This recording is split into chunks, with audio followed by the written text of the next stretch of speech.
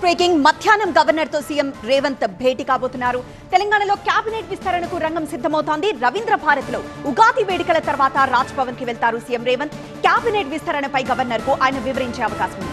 ఇక second breaking Huzur Nagar లో ఇవాళ సన్న బియ్యం పథకం ప్రారంభం. తెలంగాణలో సన్న బియ్యం పథకానికి ప్రభుత్వం ఇవాళ శ్రీకారం చుడుతోంది.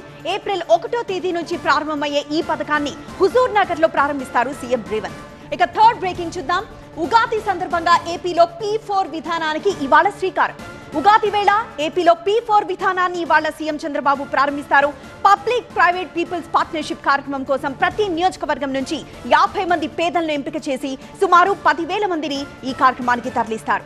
ఇక ఫోర్త్ బ్రేకింగ్ ఏపీలోని 126 మండలాల్లో వడగాలులు వీచే అవకాశం ఉంది. తెలుగు రాష్ట్రాల్లో ఎండలు మండిపోతున్నాయి.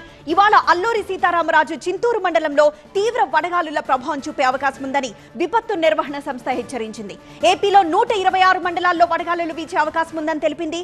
మరోవైపు తెలంగాణలోని 10 జిల్లాలకు ఆరెంజ్ అలర్ట్ జారీ అయింది. ఇక ఫిఫ్త్ బ్రేకింగ్ చూద్దాం. నాగ్పూర్ లో ఆర్ఎస్ఎస్ ప్రధాన కార్యాలయానికి ప్రధాని మోదీ.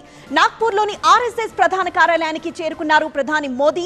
ఆర్ఎస్ఎస్ వ్యవస్థాపకులకు ఆయన నివాళులర్పించనున్నారు. ఇక ఆర్ఎస్ఎస్ చీఫ్ మోహన్ భగవత్ తో ఆయన సమావేశం కూడా అయ్యారు.